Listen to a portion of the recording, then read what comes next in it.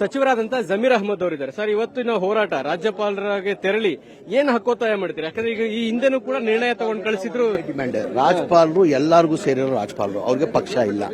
ಇವತ್ತು ತಮಗೆಲ್ಲ ರಾಜ್ಯದ ಜನಕ್ಕೆ ಗೊತ್ತಿರೋದು ವಿಚಾರ ಅಂದ್ರೆ, ಈಗ ಮಾನ್ಯ ಮುಖ್ಯಮಂತ್ರಿಗೆ ಪ್ರೈವೇಟ್ ಕಂಪ್ಲೇಂಟ್ ಕೊಟ್ಟಿರೋನು ನಮ್ಮ ಅಬ್ರಾಹಿಂ ಅಂತ ಹೇಳ್ಬಿಟ್ಟು ಹೋದ ತಿಂಗಳು 26ನೇ ತಾರೀಕಿಗೆ ಅವ್ರು ದೂರು ಕೊಡ್ತಾರೆ. ಸಂಜೆನೆ ನೋಟಿಸ್ ಸರ್ವ್ ಮಾಡಿ ಪ್ರಾಸಿಕ್ಯೂಷನ್ಗೆ ಪರ್ಮಿಷನ್ ಕೊಡ್ತಾರೆ.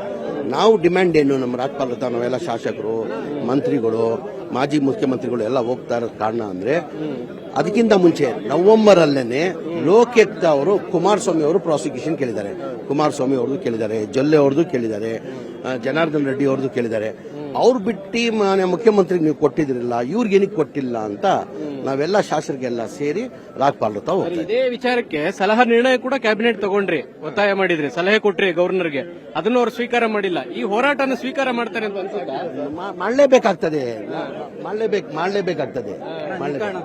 ಸಂಘರ್ಷ ಆಗ್ತಾ ಇಲ್ಲ. ಮತ್ತೆ ಒಂದ್ ಕಡೆ 11 ಬಿಲ್ ವಾಪಸ್ ಕಳಿಸಿದ್ದಾರೆ ಗವರ್ನರ್. ನೀವೀಗ ಇನ್ನು ಮತ್ತೆ ಹೋರಾಟ ಮಾಡಿದ್ರೆ ಅವರು ರಾಜ್ಯಪಾಲರ ಯಾಕೆ ವೈಯಕ್ತಿಕ? ನಮ್ಮ ಹೋರಾಟ ನ್ಯಾಯಬದ್ಧ ಆಗಿದೆ. ಹೋರಾಟ ನಮ್ದು.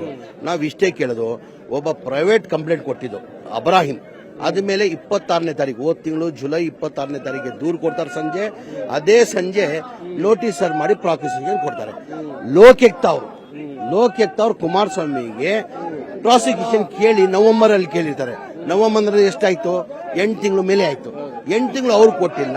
ಇನ್ನು ಯಾವನೋ ಪ್ರೈವೇಟ್ ಕಂಪ್ಲೇಂಟ್ ಮೇಲೆ ಮನೆ ಮುಖ್ಯಮಂತ್ರಿಗೆ ಅವ್ರು ಯಾವ್ದು ಆಧಾರ?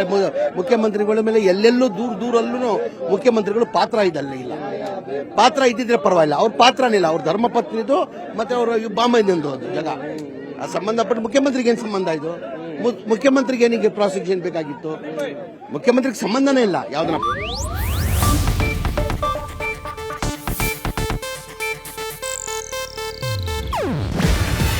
ಇದು ಏಷ್ಯಾನೆಟ್ ನ್ಯೂಸ್ ನೆಟ್ವರ್ಕ್ ಪ್ರಸ್ತುತಿ.